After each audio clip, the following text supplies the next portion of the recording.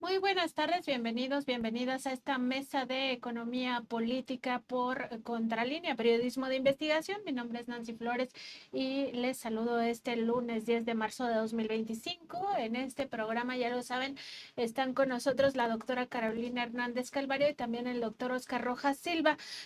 Ambos son doctores en economía y pues nos van a ayudar a comprender el contexto en el que nos estamos moviendo actualmente. Carolina Hernández Calvario estudió la licenciatura en Economía en la Facultad de Economía por la UNAM, también en la Universidad Nacional Autónoma de México realizó sus estudios de maestría en estudios latinoamericanos en la Facultad de Filosofía y Letras y su doctorado en el programa de posgrado en Economía por la Facultad de Economía de la Universidad Nacional Autónoma de México. Su campo de especialización es en Economía Política. Dentro de las disciplinas de ciencias económicas, su trabajo aborda temas de actividad económica, consumo, ahorro, inversión, distribución, comercio exterior, producción y redistribución, y es profesora investigadora de la UAM Iztapalapa. Y el doctor Oscar Rojas Silva es economista por la UDG, con estudios de maestría y doctorado en la Universidad Nacional Autónoma de México sobre la crítica de la economía política. Es director del Centro de Estudios del Capitalismo Contemporáneo y comunicador especializado en pensamiento crítico en Radio de la Azufre y Academia de la Azufre. Esta es la segunda mesa que tenemos y justo en la primera pues ocurrió este sismo, ¿no? Se anunció el lunes ya que estaban los aranceles 25% generalizado, luego vino toda una negociación de parte del gobierno de la presidenta Claudia Sheinbaum. Después ella nos comunicó pues que se había llegado a este acuerdo, ¿no? Con el propio presidente Donald Trump en una llamada telefónica que sostuvieron el jueves pasado, y se llegó al acuerdo de que ningún producto que esté, digamos, en el marco del tratado México, Estados Unidos, Canadá, tuviera este impuesto. Hoy vamos a hablar de soberanía económica de México frente a ocurrencias de Trump, pero también frente al resto del mundo, ¿no? O sea, lo que significa, pero me gustaría que entráramos con esto. ¿Cómo vieron la negociación presidenta? Pues se logra tener este otro espacio de un mes más y ya lo que siga pues será para todo el mundo. ¿A quién le gustaría empezar? Buenas tardes a los dos. Sí, pues muy buenas Buena tardes. tarde. Empiezo. Un gusto estar aquí, por supuesto. Muchísimas gracias. Y efectivamente, este sismo pues ha traído también sus réplicas, ¿ya? Y una de esas réplicas pues ha sido también como ya dejar en claro de que pues Estados Unidos está buscando en realidad, en última instancia, una renegociación general y pareciera que hasta ahora estaba ganando tiempo, ¿no? De repente me imagino que pues también no es un detalle menor entrar en funciones, es decir, es un gobierno nuevo y por lo tanto pues quizás las revisiones particulares han tenido su tiempo y su cuidado y pues ahora lo que vemos es eso, ¿no? Por fin ya se ve como luz en el túnel en el sentido de que pues ya sea una política, pues, ¿no? Que no sean, que estén cambiando permanentemente, sino que ya sea una, porque lo que aquí hemos dicho, ¿no? Lo importante es de que no le hace el escenario. Yo creo que hay con que adaptarnos a esas nuevas condiciones. Perfecto. Y doctora Carolina, pues ¿cómo viste esta parte de la negociación y además que al final pues tengamos este mes, digamos, no solo para nosotros, sino el mundo en general expectante a lo que decía Trump sobre estos aranceles? Ahora se habla de que serían aranceles recíprocos, no tendría por qué aplicarse a México porque México no le aplica aranceles a Estados Unidos, pero ¿cómo lo viste? Pues mira, jugando un poquito con esta metáfora del sismo, nosotros en este país estamos construyendo un segundo piso. Y construir un segundo piso en una zona sísmica te obliga a tener cimientos muy fuertes. Y eso es lo que se mostró el día de ayer justamente en el Zócalo y son los elementos que tenemos para una negociación lo más favorable para nuestro país. Y recordemos que nuestro país está en un proceso de transición. Estamos transitando del patrón de acumulación neoliberal al patrón de acumulación donde hay un predominio estatal y una prioridad hacia esta prosperidad compartida. Entonces, la negociación fue a nuestro favor, cosa que no ocurrió con los otros países que estuvieron bajo esta amenaza, y eso se debe a que, pues, vinculándolo con la soberanía sí recae sobre el pueblo y el pueblo salió el día de ayer y el pueblo ha mostrado también su apoyo a la presidenta a nivel nacional. Pocos son los sectores que se muestran medianamente críticos y sin argumentos. Entonces, ante cualquier sismo, si tenemos cimientos sólidos, creo que nos podemos seguir en esta senda del segundo piso para que no nos aterroricemos. Claro, y también, bueno, sobre esta movilización del día de ayer, veíamos muchas banderas, ¿no? O sea, a mí me pareció particularmente, pues, incluso emocionante ver que salió la gente con sus banderas de México, de todos tamaños, ¿no? O sea, Sí. dependiendo también del bolsillo, porque no cuestan 5 centavos, pero esta recuperación de lo nuestro, del orgullo de ser mexicanos, como... ¿cómo influye también en esta búsqueda de la soberanía nacional, en este mandato popular? Porque al final es un mandato popular recuperar a nuestro Claro. país, ¿no? Exacto, pues es que esa ha sido la vía, ¿no? No nada más la recuperación económica, sino la recuperación de la raíz misma, el sentido del desarrollo y no cualquier desarrollo, sino el desarrollo de nuestra cultura, ¿no? Entonces, hay una necesidad también de identificación. Creo que lo que hemos visto, por ejemplo, en los países estilo BRICS, es que precisamente son países que pueden avanzar porque están en respuesta a sus propias condiciones y a sus propias historias. Entonces creo que el nacionalismo es un reconocimiento desde este punto de vista de lo que es nuestro, de nuestra circunstancia particular, que es lo que también ha planteado el humanismo mexicano. Y con eso, pues yo creo que podemos avanzar porque de lo que se trata en última instancia es esto, ¿no? Que podamos darle un contenido al concepto de desarrollo. Y creo que una primera cosa pues es identificar pues qué es lo que somos, en qué momento histórico estamos y ante estas adversidades creo que siempre son en el momento en el cual, por la oposición que esto significa, salen a relucir estas preguntas, digamos, de fondo, ¿no? Y hablabas, Carolina, hace un rato de la oposición que se ha quedado sin argumentos. Realmente es que no tienen argumentos, todo lo enfocan en la mentira. Yo he visto a algunos decir, la economía va muy mal, todo está pésimo en nuestro país y incluso había hasta un festejo por los aranceles de Donald Trump. ¿Se quedan sin argumentos ya o nunca han tenido argumentos y siempre se han basado en la mentira?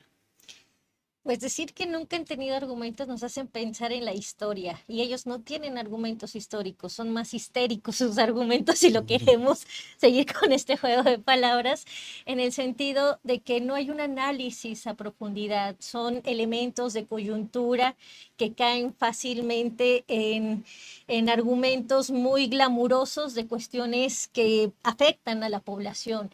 Como no tienen una sensibilidad social, no tienen conciencia del impacto que pueden generar las declaraciones que hacen o las propuestas que implementan.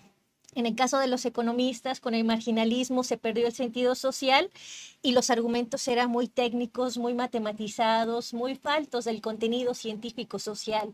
Sus análisis eran muy descriptivos y no valorativos. Entonces ahí es donde podemos empezar a detectar cómo se está trazando una argumentación, falta de historia, de contenido histórico y de sensibilidad social que debemos tener todos los científicos sociales. Claro, y ahora sí vamos con el tema que nos ocupa primero, entender qué es la soberanía económica, o sea, qué nos referimos cuando hablamos de soberanía desde el punto de vista económico, político también, se puede decir así, Sí. y sobre todo materialmente, cómo podemos palpar que ya estamos camino hacia esa soberanía. Claro, pues yo creo que ahí sí podemos establecer dos niveles, ¿no? Que es geopolítico, los estados, y lo geoeconómico, es decir, cómo son las relaciones que están existiendo ahorita entre todos los países. Es decir, antes se producía en un país para el exterior, ahora producimos entre varios países todo, ¿no? Es decir, ya es una unidad, ya es una economía unitaria a escala global. Entonces, de todas maneras, ahí hay diferencias entre los distintos estados. Tienen distintas fuerzas económicas mezcladas con sus fuerzas políticas internas. Entonces, hay de dos posibilidades aquí, que todas esas fuerzas de un Estado en particular responda a otro, es decir, ajeno a sus intereses, o la otra es de que tenga la combinación que le permita gobernar sus propias leyes y sendas de desarrollo, es decir, tener autonomía, es otra forma de decir tener soberanía para definir tus propias políticas, resolver tus problemas inmediatos y además nunca impuestos, ¿no? Entonces yo diría en suma que sí es una combinación de esas fuerzas de economía y política para lograr los objetivos propios y no el de un país ajeno, como en este caso, por ejemplo, Estados Unidos, ¿no?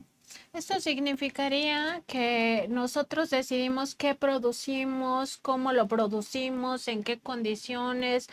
Es decir, qué producimos, no vamos a apostarle, por ejemplo, a extraer todos los minerales del suelo, sino solo una parte y en regiones donde no afecte a pueblos, ¿no? Que no les genere contaminación, que no les genere cáncer, enfermedades terminales, además que sea bajo nuestras reglas, que se les pague bien, por ejemplo, a los mineros, ¿no? Si fuera el caso de la industria extractiva. Ese es tener soberanía, decidir nosotros qué queremos, en qué momento.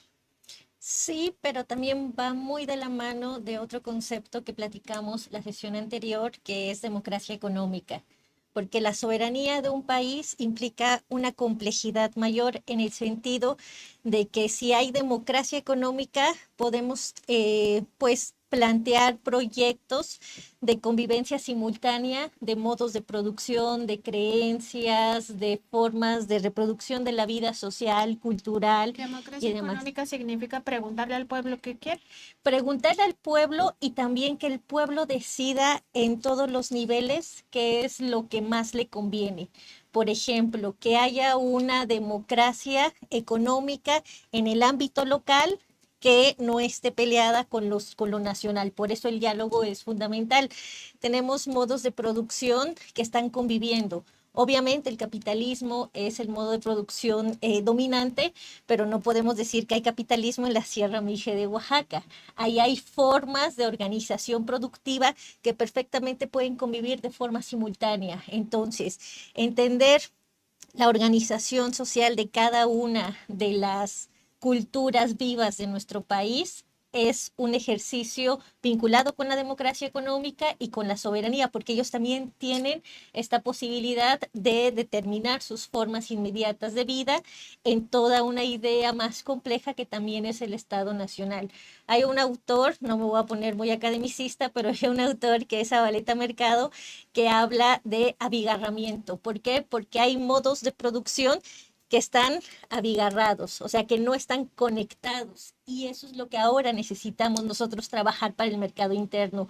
Cómo nos vinculamos con otros sectores que no están bajo una lógica que está demostrando ser poco efectiva para la reproducción de la vida social. Sí, perdón, desde ese punto de vista, democracia económica yo lo vería como la capacidad que tienes tú de coordinarte con el todo económico, o sea, con las diferentes formas económicas y que no pierdas tu identidad, ¿no?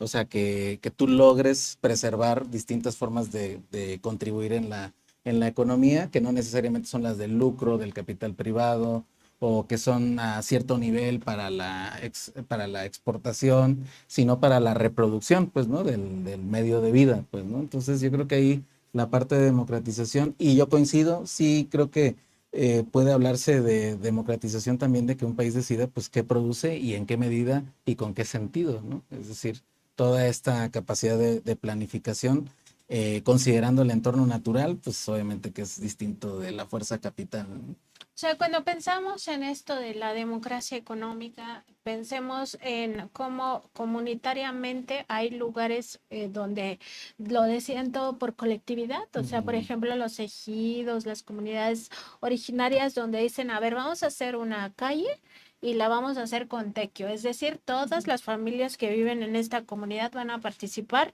en esta actividad productiva porque finalmente se genera un bien material para todos. Ujú. Y eso mismo convive con, por ejemplo, empresas como Kimberly-Clark en este Claro. mismo país, ¿no? Que, Ujú. claro, tienen una visión más de lucro y una visión incluso de imponernos autoridades. Así ¿A es. eso nos estamos refiriendo? Totalmente. Sí, nuestra matriz civilizatoria tiene esta estructura comunitaria y eso ha estado de muchos, muchos años atrás. Pero ahora estamos bajo formas Estados-nación y por eso los proyectos de planificación son muy importantes, porque no dejas la distribución y la forma de producir a un ente posterior y llamado mercado, sino que a priori tú vas trazando las necesidades sociales, ves cuáles son los recursos con los cuales cuentas, ves cuál es esta diferencia con la cual puedes convivir y sobre eso trazas un proyecto de desarrollo, entendiendo que el desarrollo, como cualquier ser vivo, es algo que te viene desde adentro y se va reproduciendo, no es algo que te imponen. No es algo que se impone de fuera, o sea, el desarrollo es de adentro para afuera y de abajo hacia arriba. Entonces, eso es un ejercicio de planificación que se negó durante el periodo neoliberal bajo el argumento de que el mercado era este ente eficiente para poder repartir, ¿no? O sea, la lógica era abscisas y ordenadas y en función de esas curvas se trazaba el óptimo, ignorando toda esta complejidad. O sea, la realidad es mucho más compleja, la realidad no es lineal. ¿Y qué tanto ha más bien, ¿cuál es la diferencia entre lo que vivíamos hasta el gobierno de Peña Nieto y lo que empezamos a vivir a partir del gobierno del presidente López Obrador y ahora con la presidenta Claudia Sheinbaum? ¿Cómo lo podemos ver en términos tangibles? O sea, que la gente diga, ya entendí qué es esto de la economía o la democratización económica y que lo vea en su día a día. Es decir, si yo vivo en una colonia, trabajo en la tienda de la esquina, eso cómo participa dentro de esto más abstracto. Claro, sí, pues justo, ¿no? Los resultados del desarrollo tienen que sentirse todos los días. Y yo creo que ahí sí es multivariable, ¿no? Porque primero, por ejemplo, la primera sensación es la de la seguridad de tu colonia, ¿no? O sea, eso es como fundamental, ¿no? Entonces ahí puedes medir si hay una racha de violencia o si de repente pues hay ya una mejora en ciertos elementos. Eso ya es incluso un indicador de cómo están las cosas económicamente. Otro, por supuesto, pues es la recuperación del salario. Esto creo que es una de las medidas importantísimas que todo el mundo hemos experimentado de forma directa y todo la posibilidad, es decir, poder conseguir ganancias para el sector público es transformarla no en lucro y acumulación para el capital privado, sino para que se pueda nutrir el presupuesto público y que, por ejemplo, lo que ahorita también es inmediato es que ya están a nivel constitucional todos los programas del bienestar, todas las becas, los apoyos, que en realidad es un reconocimiento del sector estatal al sector social, pues, ¿no? Es decir, tu ingreso no nada más puede ser tu metabolismo con lo privado, sino que tu ingreso también es de tu metabolismo en tanto sociedad, pues, ¿no? Entonces, es un reconocimiento, es una dignificación, ¿no? También, ¿no? Cuando, por ejemplo, llega el sistema de pensiones, pues hay una dignificación también de los adultos mayores, por ejemplo, ¿no? Entonces, todas esas sensaciones del día a día que van posibilitando otras cosas, ¿no? Como por ejemplo lo de las utopías, lugares dentro para hacer otra cosa diferente a trabajar, ¿no? Es decir, diversificar mi experiencia inmediata. Creo que eso es lo que estamos buscando en última instancia, ¿no? Que haya el avance necesario para que todos los años pueda yo ir diversificando mis propias posibilidades de existencia, ¿no? Y resolver, por supuesto, también otros temas como el que señalamos y en algún momento estaría bueno profundizar, esto de la jornada de las 40 horas, por ejemplo, ¿no? ¿Cómo impacta realmente al humor económico del sector social? Pues impactaría muy bien, o sea, imagínate, ya Por tendríamos más supuestísimo. tiempo de ir al parque, de ir a tomar un helado, ¿no? Yo qué sé.